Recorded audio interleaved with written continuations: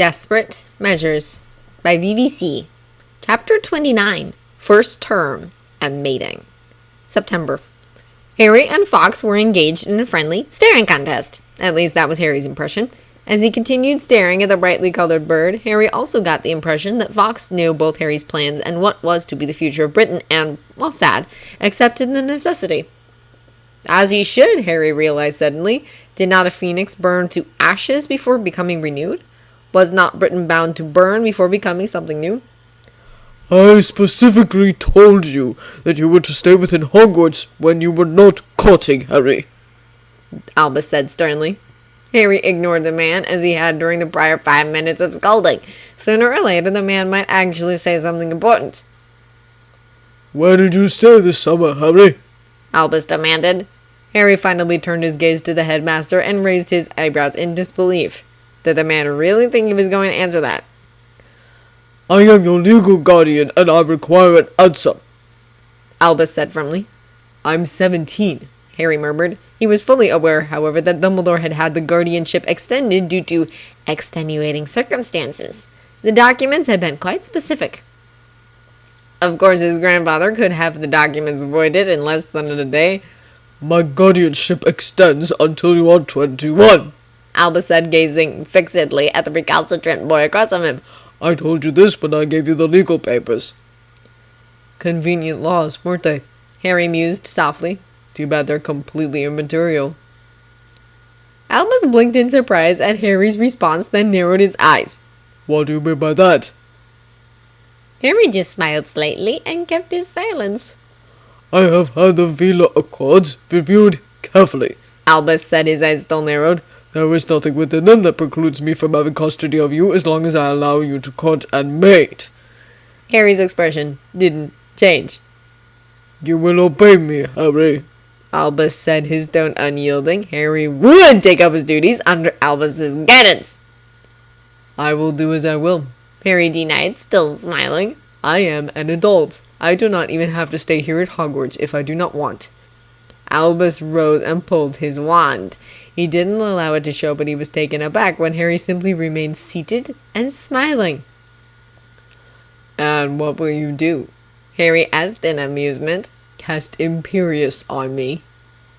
Albus stiffened in offense. I would never cast such a dark spell, he said harshly. How dare the boy accuse him of such vile magic? Then what?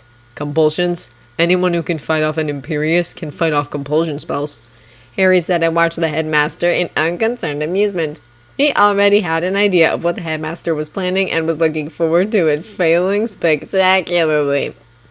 Albus gave Harry a sad look. Do you really think so little of me that I would stoop to such things? Harry chuckled slightly. Well, you are the one holding a wand on me, he said sensibly. I don't even have my wand out, not to mention my training is about a century less than yours. You are definitely the aggressor here. What could I possibly do against you? In actuality, he was counting heavily on Dumbledore not casting any truly nefarious spells. Albus simply continued to gaze at Harry sadly, a look he noted that Harry completely ignored, and said, This will not harm you. I don't expect it will, Harry said mildly and continued to sit calmly as he listened and watched as Dumbledore began waving his wand and casting this spell. Harry's smile widened as he recognized the words. His grandfather had been right in his opposition. Dumbledore was casting a tether. Albus was disconcerted as Harry not only made no move to escape but also started to smile. Nevertheless, he continued his casting of the strongest magical tether possible. The tether would require Harry to be within 1,500 feet of him at all times. He could have made it closer, of course, but didn't want to inconvenience either of them by tying the tether too close. After all, there was no reason for both of them to attend Harry's classes. He would have to accompany Harry on his dates now, but that was actually a benefit. Now he would be able to positively identify all the remaining suitors and make sure they were properly informed of Harry's destiny and prepared to help in the coming war. Harry stared Dumbledore in the eyes as he felt the magic of the tether wash over him and dissipate. Albus's eyes widened and his jaw dropped in shock. What? The only reason the tether would fail was if there was already a tether in place. Harry laughed outright at the look on Dumbledore's face! Priceless!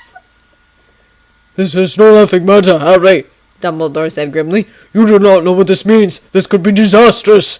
He sat back down as he contemplated the ramifications if the one that held the tether kept Harry away from the war.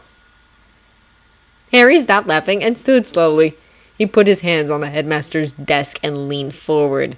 The small amused smile was replaced with a vindictive, condescending smirk. You want to know what I did? You want to know where I was this summer? He asked darkly. I do, Dumbledore answered calmly. Inside, however, he was unnerved. This was a cold, hard man in front of him, not a sympathetic and smiling child. I was at my grandfather's, Harry said simply, softly, then sat back down. His smirk was still in place. Albus was shocked for the second time in less than 5 minutes. Your grandparents are dead, he said softly. Harry rolled his eyes. My mother got her Veela genes from somewhere, you know, and it wasn't from the same parents as Petunia. Albus was quiet a moment. Your mother was not adopted, he said finally. Petunia was her sister, or the wards would not have worked.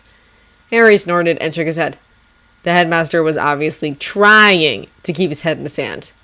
Petunia is, very much unfortunately, my aunt. My half-aunt, I suppose you could call her. How is that possible? Albus asked quietly. Harry blinked. Surely that was a rhetorical question.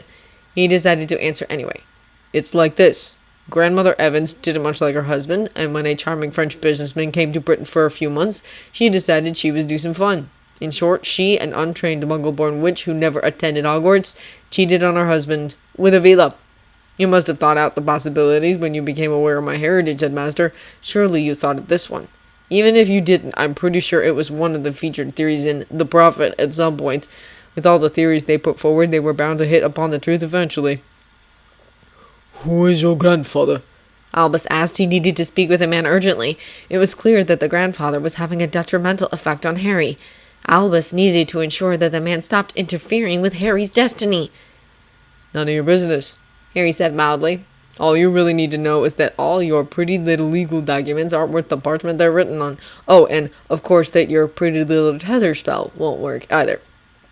He has a tether on you, Albus said faintly, understanding completely now why his own spell hadn't worked. Yes, Harry said, then sneered in disgust. As I'm sure you're quite aware, even the weakest of blood wards are stronger than other wards. The same is true for tethers. The weak tether my grandfather cast on me will always be stronger than any tether you, a man completely unrelated to me even 10 generations back, can possibly muster, no matter what your magical power. Now, to satisfy the tether, I will spend every Friday night away from Hogwarts. I will return for Saturday breakfast. You will not stop me, unless of course you actually do wish for me to suffer. No, he didn't want the boy to suffer. He just wanted him to fulfill his destiny and defeat Voldemort. I would like to speak with your grandfather. Harry laughed. I'll tell him, he said, but I doubt he'll concede to meeting you. He holds you in a great deal of contempt, you see. You know, the whole dropping off his grandson on the doorstep of a magic-hating muggle without so much as bothering to find any other willing relatives that would be better suited. I knew of no other relatives, Albus murmured as he shook his head. Harry snorted in derision. Maternus potion, he said sharply. And look, you had, and still have, a nice little pet potions master who could have brewed it for you, so you could get a nice little list of all my still living maternal relatives. By the way, don't try it now. I've had a black put in place. Snape tries to brew that potion now, and it'll just explode in his face.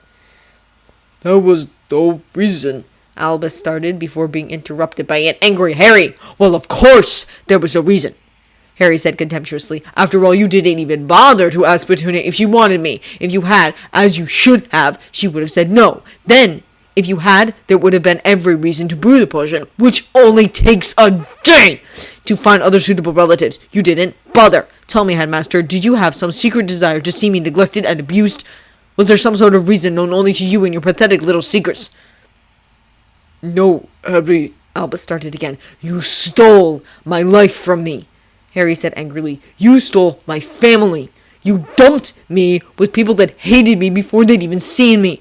And you have the gall to look at me in disappointment. Have you ever thought about what kind of monster your actions make you? You use different spells. You use different tactics. You call upon different allies. But your absolute belief that you are right, that only you can be your side's leader, that your actions are justified, makes you just as narrow-minded, pig-headed, and downright arrogant as Voldemort. Albus paled. Surely you don't mean that, he asked softly. He couldn't believe their relationship had degraded so badly that Harry would compare him to such evil. Every word, Harry said vehemently. He doubted, though, that his words would make a difference. Dumbledore was entrenched in his ways, and Harry saw no hope, not even in the coming destruction, that the man would change. We should continue this discussion another time, Albus said dejectedly. Perhaps when we have both had some time to think things over. Harry shrugged his indifference. My opinions are likely to change, he said coldly, and you have offered nothing for me to think over. Albus sighed in defeat and closed his eyes. You may go, Harry. Harry left immediately and without another word. Albus sat at his desk long into the night, creating and discarding various scenarios that would ensure the boy's loyalty to the light and the cause of Voldemort's quick defeat. If the boy wasn't putting the entire world in danger in favor of being so obstinate, Albus would never have considered such desperate measures. October.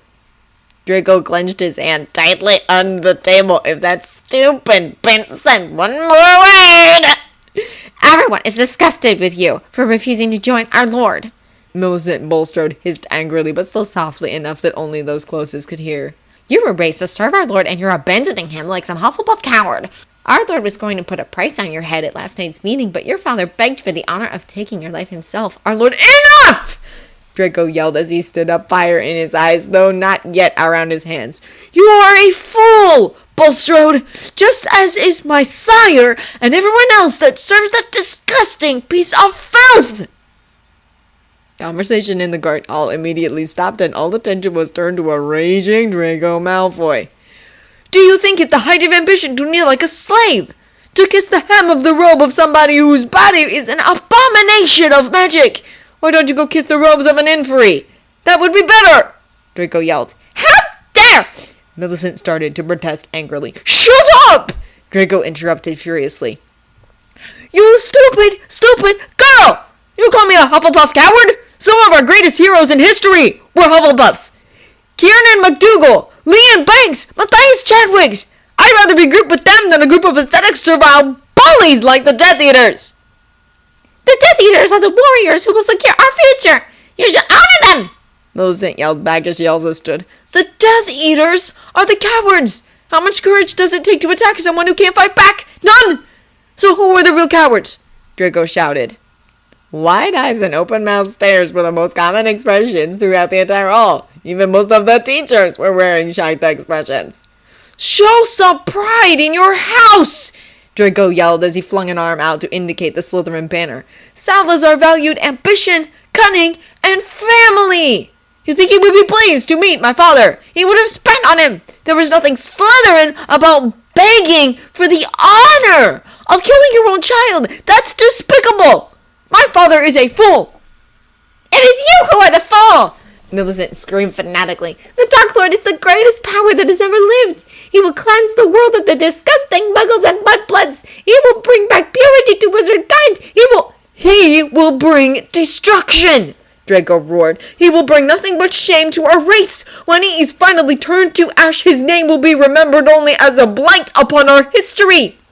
He shall never be defeated. He is immortal and shall rule us in glory forever, Millicent shrieked madly. The gods shall laugh at his twisted soul and shred it to oblivion, Draco bellowed, and the same fate shall be shared by all his pathetic dogs, all of you! Draco's rant stopped abruptly as 3 red spells impacted him from different directions at very short range. Vincent Crabbe caught Draco as he slumped at the same time that 2 more red spells impacted Millicent. Nobody bothered to catch her, though, and she fell ungracefully against the table, scattering dishes, utensils, and food. Pansy stood and sent her gaze grimly around the great hall. Most were still shocked, some were appalled, only a few were starting to look scared. Her gaze swept to the Gryffindor table, and she noted that while Harry was still somewhat shocked, he was also starting to smile. She locked eyes with Hermione Granger and tried to get across her message. The other girl nodded ever so slightly. Bring him, Pansy said softly to Vincent and left the great hall at a sedate pace. Vincent, with Draco and Gregory, followed her. They would let the teachers deal with the consequences of that fight. Pansy was on the 4th chapter of her new novel when Draco was finally stirred from the stunners he'd been hit with. She marked her place, set the book aside, and waited. Draco blinked his eyes open and stared in confusion at his canopy. Wasn't he just at lunch a moment ago? His eyes widened as his memory came rushing back. He groaned miserably and covered his eyes with one arm. Please tell me I didn't actually go off on Bulstrode in the middle of lunch, he said to the girl he knew must be there. Well, I might classify it as revealing surprising information in a public forum, Pansy said casually. Draco whimpered. It's not as bad as you think, Pansy said with some amusement. Marlin, Draco whined. How can this possibly be not as bad as I think? The things I said. Harry was impressed, Pansy said. That should get his attention. Draco lowered his arm and looked over to Pansy hopefully. He was. Pansy smirked at the pathetically hopeful expression on her friend's face. Well, I heard from Hermione Granger that he was grinning like an idiot the entire rest of lunch. I admit I take that as an indication of a positive response. Draco smiled. You're right, it's not all bad. Of course Millicent wants your spleen on her dinner plate, Pansy said wildly. Draco shook his head. Of course she does, he murmured.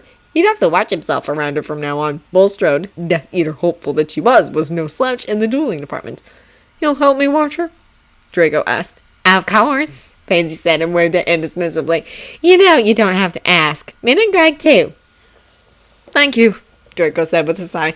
I should apologize. No, actually, I don't think you should, Pansy said with her own sigh. The two of you scared a lot of students to date, but I think your words have really gotten a lot of them thinking.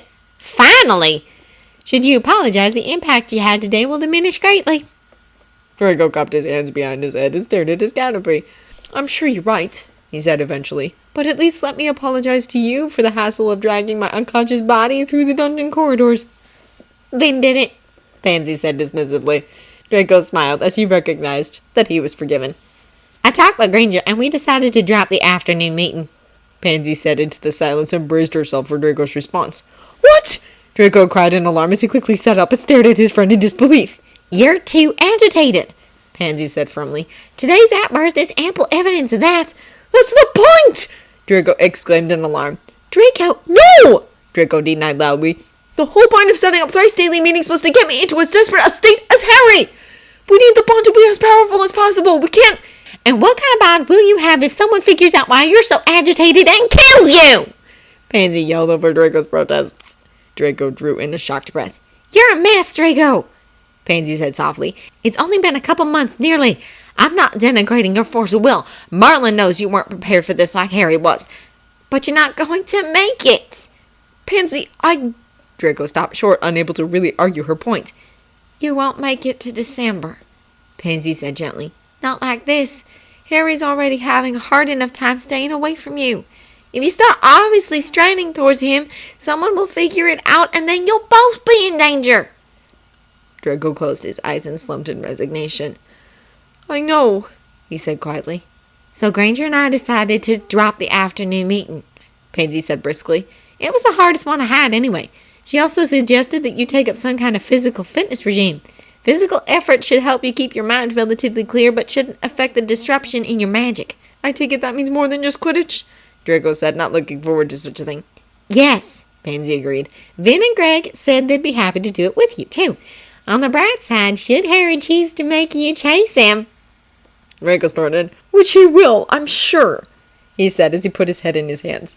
Then you'll be better prepared to catch him, Pansy finished. Granger says that he can run all the way around the lake without stopping. Draco dropped his hands and looked up in surprise and not a small bit of alarm. He can! I'll never catch him! You have 2 months to get in shape, Pansy said grimly with a sharp nod. Draco nodded back just as grimly. November. Minerva ran through the halls as fast as her cat form would allow. She quickly outstripped the already breathless 5th year that had come to summon her and was nearly to the tower. All the child had to do was gasp out, Potter! And she knew what was happening. It was the 15th today, exactly 2 weeks past when all the teachers had expected Harry to enter the 4th stage of Desespoir. His unusual stability was attributed to the nightly snuggling he did with his friends. Every evening for 2 hours before curfew, Harry and his friend would commandeer one of the common room couches, and Harry would lay his head in the lap of either Neville Longbottom or Lavender Brown Camberry and rest.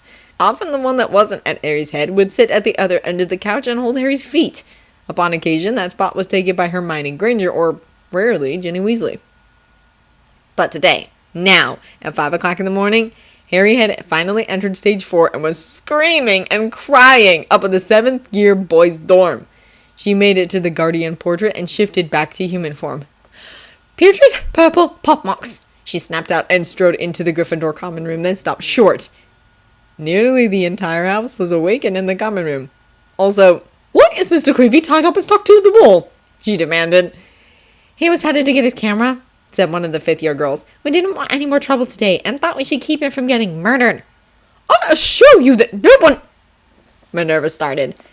"Granger said she knew it herself if she saw a single hair of his near Potter before he was ready to come down from the dorms," said one of the 3rd years. All of the students looked like they believed it. Minerva pursed her lips but said nothing.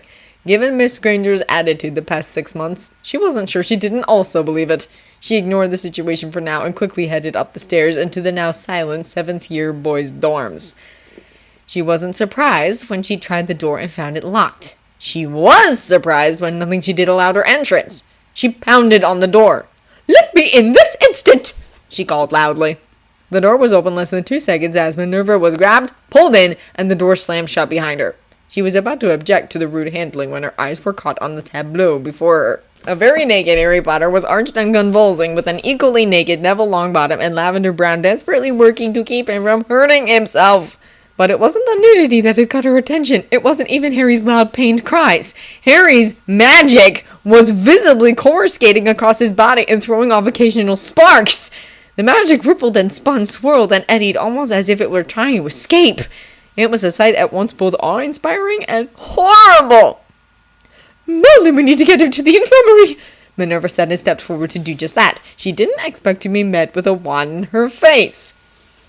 "You will do no such thing," Hermione said dangerously. "He will remain here, in our care, until he is ready to face the world. That might be later today, or that might be a week from now. It doesn't matter which. You have now seen him, and can confirm the situation with others. Please leave. Should he notice you, your presence will only disturb him." 50 points from Gryffindor for drawing your wand on a teacher," Minerva said angrily. The wand didn't move, and Hermione's face remained a cold, hard mask. "Leave." "Put your wand away this instant," Minerva hissed, infuriated both by the disobedience and the disrespect. This was exactly why she had refused to ratify Hermione Granger as head girl. Minerva had predicted this behavior, predicted that the girl would choose her friend above all else. Hermione stepped back 2 steps while simultaneously pulling an object out of her robe with her left hand. She didn't drop her wand. "Do you know what this is?" she asked as she held out a silver sphere. Minerva glanced at the sphere briefly and blinked in surprise. Nevertheless, she addressed the subject at hand. "Mr. Potter needs to be taken to the infirmary immediately. You will stop this foolishness." "You are the only fool here," Hermione said coldly. "Harry will not be going anywhere near that woman. There is nothing she could do for him but make him worse." "He could die without appropriate assistance," Minerva said, practically shaking in anger. "Which he won't get from her," Hermione spat in disgust. "We are the only appropriate assistance he needs. And he won't die."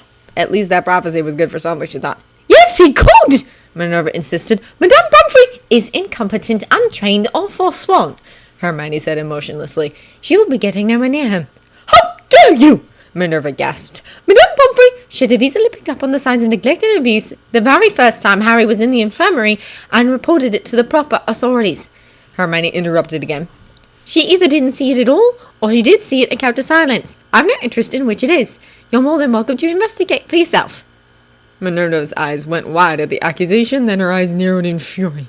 "You will allow medical assistance, or I will have you expelled," she ground out. "Now get out of the way."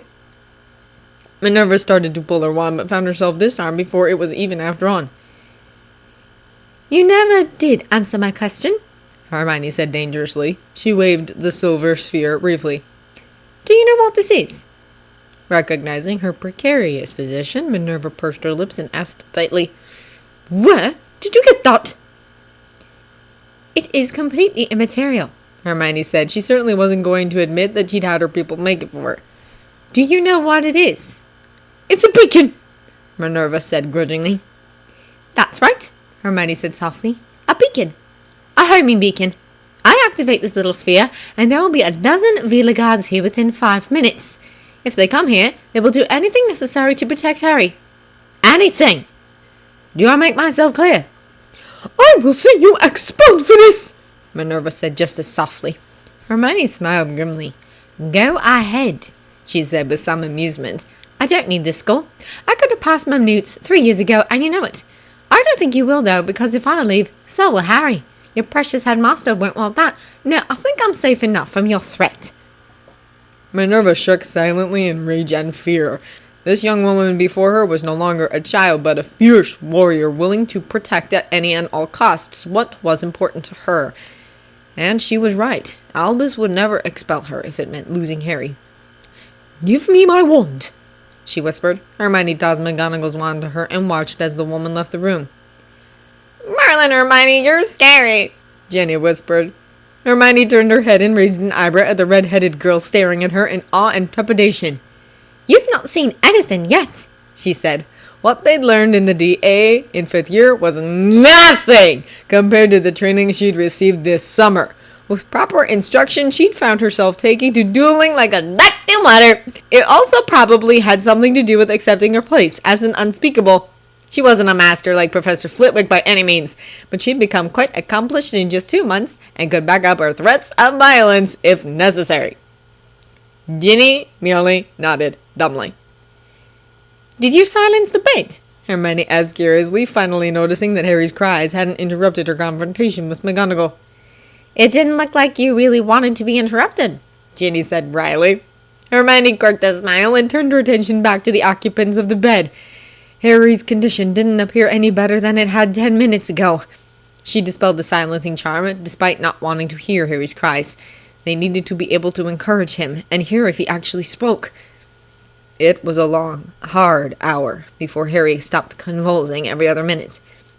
It was another hour before his magic retreated back inside his body. It was 6 more hours before he was able to speak even a little bit coherently.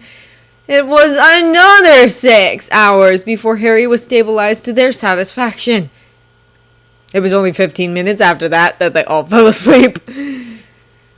It was 2 days later that the party emerged from the dorms, only Harry looking the worse for wear. McGonagall's glare was still furious, but many of the remaining teachers only looked concerned or thoughtful. The entire student body gasped and gossiped over Harry's ragged appearance. It was only Ron Weasley, though, that spent any time in the infirmary due to damage from Avila's fireball as a result of voicing nasty comments. Speculation ran rampant throughout the school and then the media about whether or not Harry would find a mate in time. The nastier papers claimed that Harry had already chosen a mate but was delaying the mating for some selfish purpose. It really was quite ironic that nobody believed those papers. They were actually right. Everybody carefully watched in fear or fascination as Harry Potter started truly falling apart. December. The Saturday morning that marked the start of the winter holidays was marked by an unexpected event. Nicole, the great, huge eagle that had been absent all term, arrived at breakfast with a loud screech of triumph. Everyone watched in curiosity as Harry rose and lifted his gloved fist into the air, inviting the bird to land. Nicole took the offered perch, spread her wings wide, raised her head, and let out another loud, triumphant screech. Everyone watched as Harry removed something from the eagle's left leg, then launched the bird back into the air. Everyone watched as Harry gave his first smile in 5 weeks, then laughed in delight. Whispers started immediately. Was this it? Was this the suitor that had won? Would Harry Potter finally mate? Who had been chosen? He turned to his friends. Are you ready? He asked with quiet eagerness. He was well past ready to mate. Lavender smiled softly. Of course we're ready, Harry, she said. All packed and ready to go. In fact, our trunks have already been picked up by one of Neville's house elves and should be waiting for us at the gates. Would you like to leave now? Harry nodded eagerly, so Hermione, Neville, and Lavender stood to join him. Good luck, Harry, Jenny said sincerely. She was aware that while she was privy to some things about Harry's courtship, there were other things that were being kept confidential. She understood the necessity and didn't begrudge the others those secrets. Of course, it helped that she knew that Lavender was only in the know by accident. Going to spend a week shagging, Potter, Ron called loudly, most of the still whispering hall easily hearing him. The hall was even more quiet as Ron spoke again, his jealousy showing in his words. Finally decided who you're going to spend hours of ecstasy with. Everyone was expecting another set of fireballs, and was therefore surprised when Harry simply gaped at Ron and started laughing hysterically. What's so funny? Ron demanded angrily. Hours of ecstasy? Harry finally managed to question in amused disbelief. You obviously still haven't bothered to read anything about Veela. We're a mix of human and hawk, you know. Do you know how long hawks go at it? 5 seconds would be a marathon. And that's if they do it on the ground or on a perch. If they did it in the air, and some do, sex takes like a quarter second. Sex at a Veela's initial mating is the same. It's in, out, and over. Hours of ecstasy, indeed. Harry walked away laughing at Ron's foolishness. His friends followed him, snickering and smirking in the bright red faces all around the Great Hall. Thankfully, Nicole had come near the end of breakfast, so Harry and his friends had already finished eating and had simply been chatting amiably as they waited for the delivery of the portkey.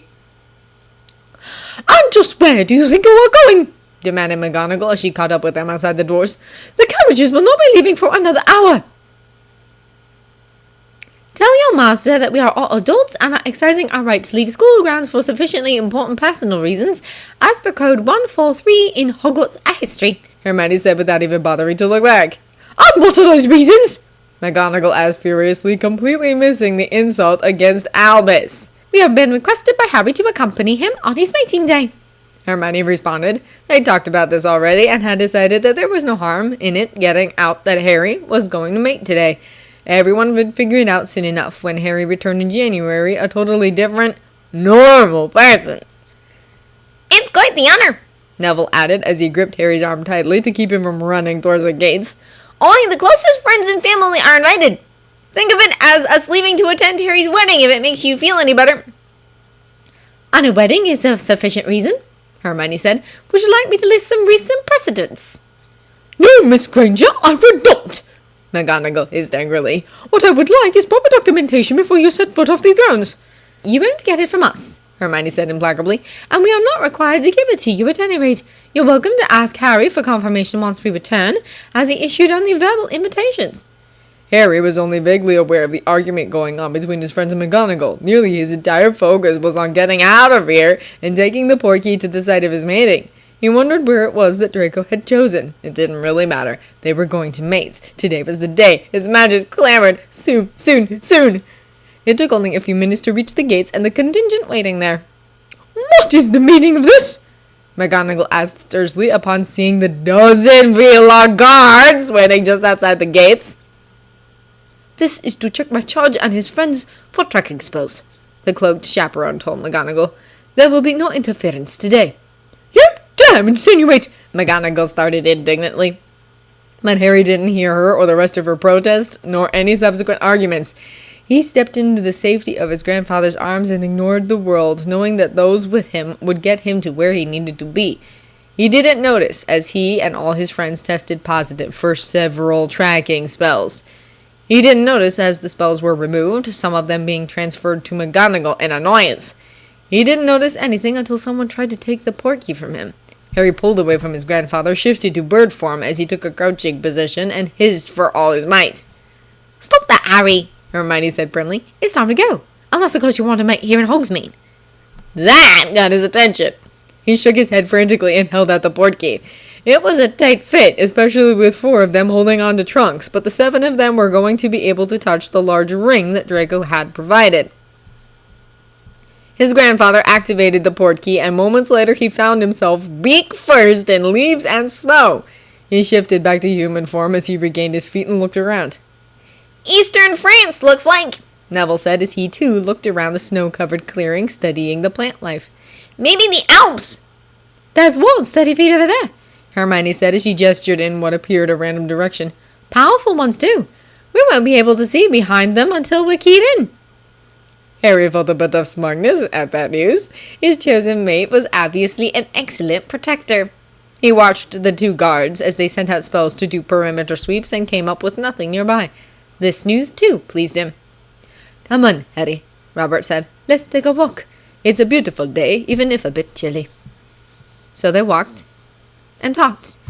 And in the mid-afternoon, Harry took a short nap on a conjured bed with spell-warm blankets. Neville talked finance with Robert on occasion, but spent most of his time studying the local plants. Hermione shared esoteric spells with the guards, or read. Lavender talked with Robert about the preparations needed for Harry's presentation ball, some vague time in the future, and took a nap alongside Harry. It was a long wait, but it had been deemed the wiser course of action for Draco to take the Hogwarts Express like usual and join them later with his attendants instead of also taking a portkey. They had toyed with the idea of having Harry ride the Express, but dismissed it as much too confining an environment for keeping Harry calm in the last few hours before the meeting. At 4:15, Draco arrived with Pansy, Vincent, Gregory, his great-grandparents, and several pieces of luggage. Draco's eyes alighted on Harry, and he shifted to his Veela form in readiness to pounce, only to find himself face first in the snow as Vin and Greg tackled him. In the next second, his great-grandmother had whacked him on the head and told him to behave. But this was the day! Why were they insisting he act like a gentleman for another hour? What difference would it make? Draco was all to his feet, facing away from his mate-to-be, and told to shift back. He eventually did, but it was one very unhappy man and scowled at everyone as he tried to crane his neck to see Harry. "Have you forgotten you need to key us into the woods, young man?" Chloe asked sharply. "There will be no meeting on this side of the woods, so you had best pull yourself together." That threat was a splash of cold water in his face, and Draco gave a concerted effort to calming himself. It wasn't easy. The taunting he'd been subjected to since the week before school had done exactly as intended. His magic was raging with the urge to mate. Eventually, though, he did manage it and was allowed to turn around to see Harry, who was looking at Draco with defiance in his eyes. Draco growled. Oh no, there wasn't going to be any of that today. Harry was going to be his, even if he was shaken out of his overly possessive thoughts by Vincent. Draco took another deep breath and began the process of keying in his 12 guests to the wards around his own personal manor. 30 minutes later, he led them along the pathway to the front of his and soon-to-be Harry's home. The trunks had been left behind for Draco's house elf to retrieve. "Oh my, Draco, this is beautiful," Pansy said in awe.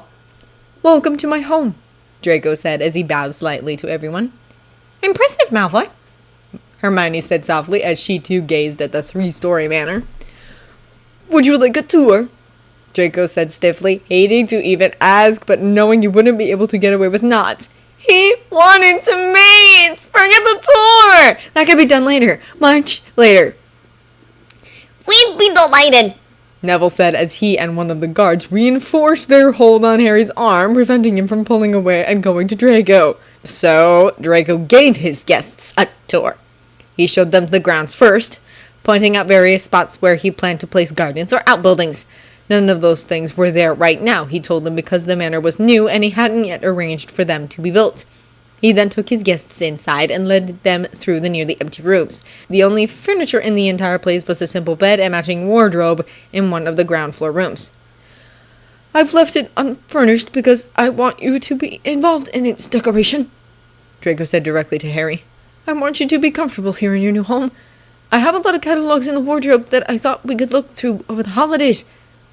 The fire in Harry's eyes went up a notch as he grinned in delight and nodded. He was beyond speech at the moment, putting all his efforts into restraining himself just a little bit longer. Eventually, the tour was done. It seemed like an eternity to both Harry and Draco, but it had actually taken only an hour.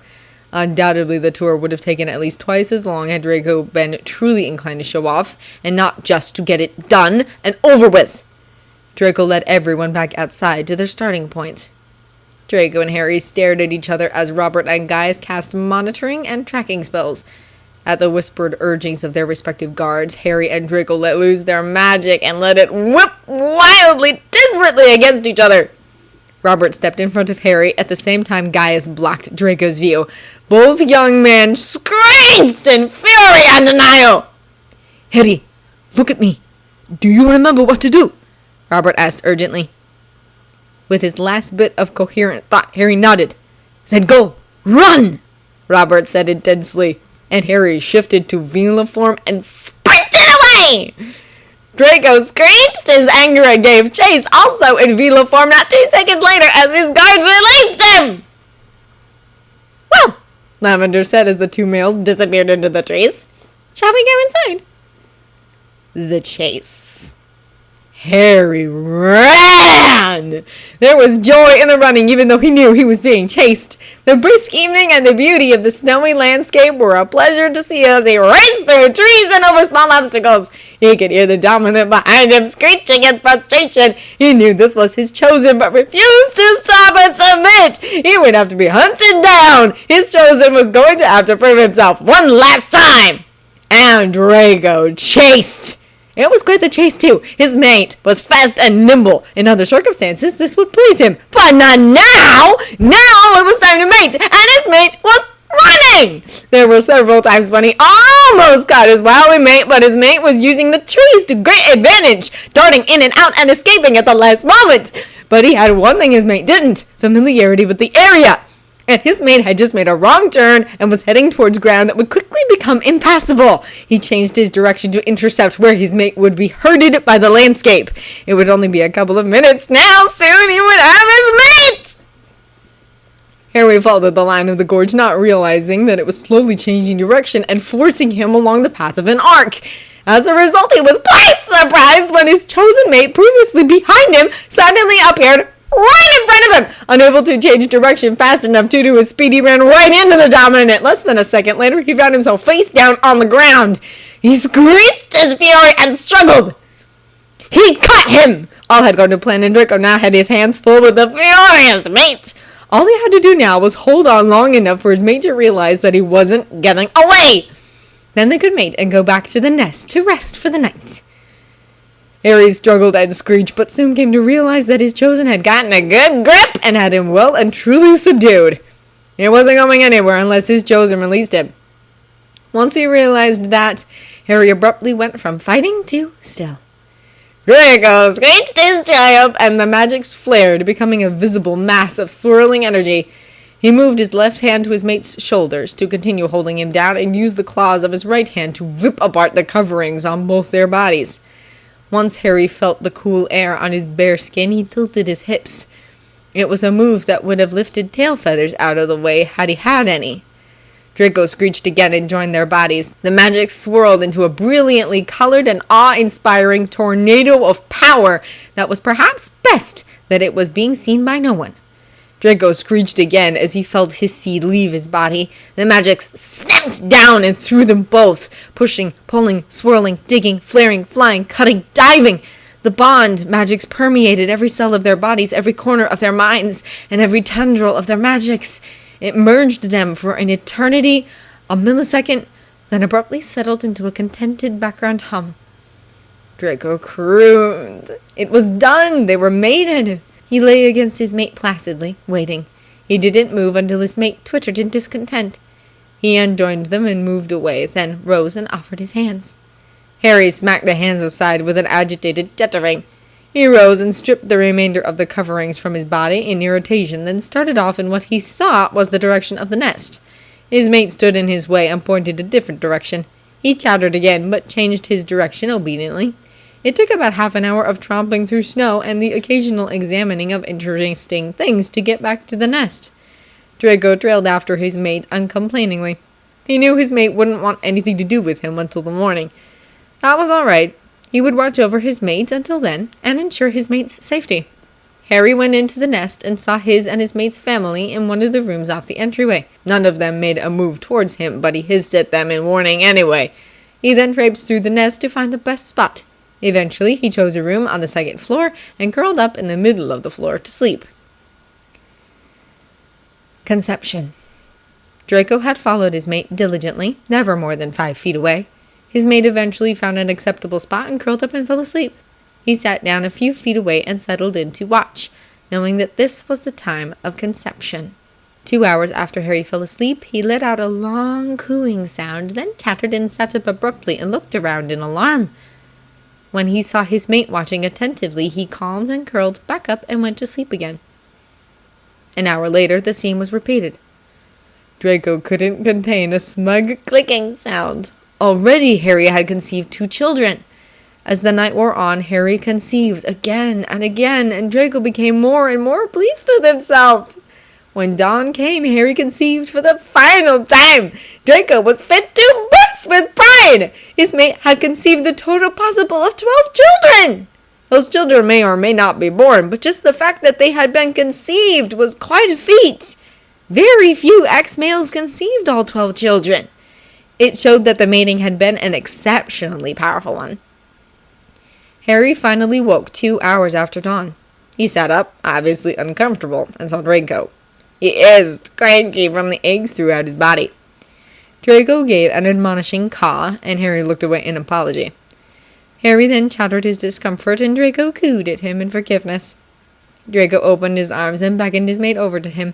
When his mate settled in next to him, he started cooing comfortingly and doing his best to rub out the kinks in his mate's back and shoulders. Harry simply melted under the tentative ministrations and started cooing his relief. Eventually, he felt better and shifted back into his human form.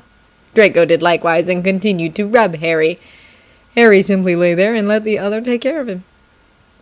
"Would you like a bath?" Draco asked softly. "It will help with the soreness." "What I want is a healing potion," Draco mumbled, not inclined to move away from Draco's hands. "There are some in the bathroom," Draco said encouragingly. Harry groaned. "Fine," he said, and laboriously gained his feet. He watched as Draco rose, then took his time looking over his mate's body. "Well?" Draco asked in amusement. Harry looked up, then smirked. "You're more slender than I am," he said, sending his gaze to a particularly suggestive spot. Draco snorted his surprised amusement, then stepped forward and took Harry's hand. "Come on, let's go bathe." "Wait," Harry said, and tugged on Draco's hand to make him stop and turn. "How many?" Draco grinned widely. "All 12! Harry whooped and tried to drag Draco to the room's exit. "Let's tell everyone and celebrate." "Not without a bath," Draco protested as he clung to Harry's hand and refused to move. "And certainly not without clothes." Harry looked surprised a moment, then started laughing. "All right," he said, then started dragging Draco to the bathroom. Draco laughed as well at his exuberant mate and followed willingly. Holidays. In the end, the announcement about the number of conceptions had proved unnecessary, as everybody already knew. They'd both forgotten about the monitoring spells that had been cast on them. Still, prior knowledge did nothing to lessen the celebratory atmosphere. Then Hermione had tested Harry for the presence of bonds and their strengths, and found that Harry's link to Voldemort was, as hoped, gone. The celebration had reached a whole new level at that news, with more than just Harry weeping in relief and joy. The night had also been full of celebration. Harry, or rather his friends, had come prepared, and Harry set up the rite of acceptance.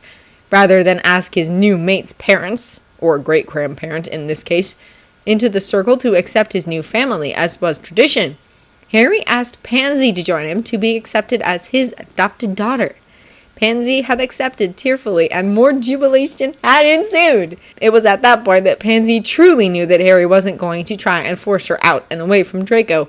Harry had then gifted his new daughter with her own trust fund and the knowledge that a respectable dowry had been set aside. More gifts had followed from Potter's friends and grandfather. Draco had only nodded at the identity of the chaperone, having already figured out that the man was likely a relative. He knew they were still hiding something from him, however, as the man was wearing a glamour and introduced only as Robert. Draco had pointed out that given the letter regarding social obligations he had received back in June, he was quite aware that Harry, and therefore Robert, was a member of the social elite of the Veela, and why bother to continue to hide the man's identity? As he'd been promised full disclosure after school ended, he had shrugged and dropped the subject. Newly mated, he was feeling relaxed and generous. Acceptance of the in-laws had happened the next morning, with accompanying presents and jubilation, and the remaining days until Christmas spent in lazy indulgence and conversation, and countless decorating experiments. Draco was more glad than ever that he had decided not to furnish the house. Harry and Pansy were bonding quite nicely over furniture catalogs. Occasionally, Chloe and Robert would join them, and the four would wander off to one of the empty rooms and start spelling illusions about so as to see what various combinations would look like. The rest of the house's current inhabitants left them to it, only wandering by occasionally and offering opinions. Then Christmas had come. Breakfast had gone well. It wasn't until after more food than necessary had been eaten that things had taken a slight downward turn. Harry had fetched a box from his trunk and brought it back to the table. Luna Lovegood had given it to him the day before the mating, telling him that he should open his present right after Christmas breakfast. The girl still graved him out, and he was afraid to disobey her. So the box had been opened and the contents examined. Joy, fear, anger, relief, determination. All these emotions and more had been engendered by what had been found. Luna had sent very detailed instructions on how to perform a blood brother or sister ritual, as well as all the necessary props and ingredients. The suggestion that he take his 3 friends as siblings was met with delight and excitement. It was the second suggestion that had cast a pall over the morning. Luna stated in uncharacteristically direct and plain terms that once the rituals were completed, that Harry should tie his siblings to him with a blood tether. Given what Dumbledore had tried to do to Harry, everyone was certain they understood why the suggestion was being made. Despite their anger over what they presumed were Dumbledore's plans, all 3 rituals were done and duly celebrated. The tethers were cast as well. Then everyone had set aside their anger and pounced on the presents. Laughter and light-hearted teasing and conversation filled the remainder of the day, but a weariness was now instilled in the back of everyone's minds. The day after Christmas had seen the departure of all the guests, barring Pansy and Neville. Those 2 were going to use the time before New Year's to continue their courtship in person, while they had the chance then leave to spend the remaining holidays with Neville's family. Draco and Harry gave teasing, fatherly warnings, then promptly took off for their own privacy. Secrets were shared over the choosing of the master suite decorations. A large dark blue oriental rug was chosen, and Draco admitted that he'd had several songbirds spy on Harry both in and out of Hogwarts. Harry laughed and said he'd already figured that out. The canopy bed and matching dressers were picked, and Harry confided the truth about the baby bracelet. Once Draco had gotten over the shock of the disaster he might have caused, he became smug over the fact that Harry had mostly decided upon him anyway. Betting was decided upon, and Draco quietly talked about his childhood, his father, his need to be a clone of the man due to the fear of what his father could do to him, and the catastrophic results that might have on Pansy. Mirrors and paintings were selected, and Harry took his turn relating his abysmal childhood and Dumbledore's actions. They talked and talked about anything and everything. They also spent a goodly number of pleasant hours on exploring each other physically and pursuing that aspect of their new relationship. It was an enjoyable week and a half before they returned to Hogwarts.